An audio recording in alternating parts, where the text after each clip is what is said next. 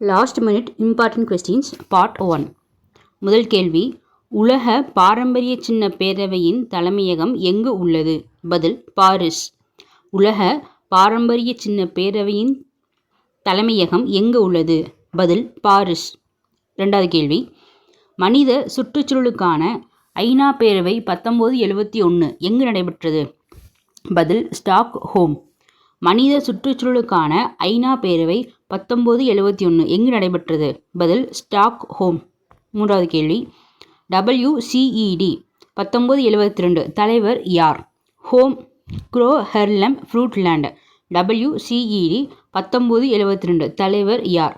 குரோஹெர்லம் ஃப்ரூட்லேண்ட். நான்காவது கேள்வி, பூர்வக்குடிகள் உரிமைகள் தொடர்பான உலக நாடுகள் சாசனம் எது? UN trip. பூர்வக்குடிகள் உரிமைகள் தொடர்பான உலக நாடுகள் சாசனம் எது? UN trip. ஐந்தாவது கேள்வி, MRDP சட்டம் 1959க்கு பதில் கொண்டுவரப்பட்ட சட்டம் எது? போட்டிச் சட்டம். MRDP 1959க்கு பதில் கொண்டுவரப்பட்ட சட்டம் எது? பதில் போட்டிச் சட்டம்.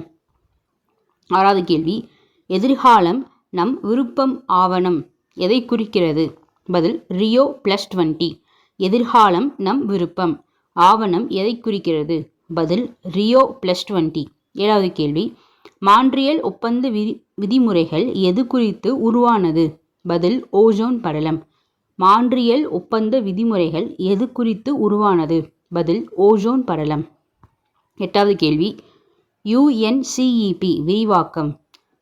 பதில் சர்வதேச சுற்றுச்சூழல் திட்டம். UNEP விரிவாக்கம்.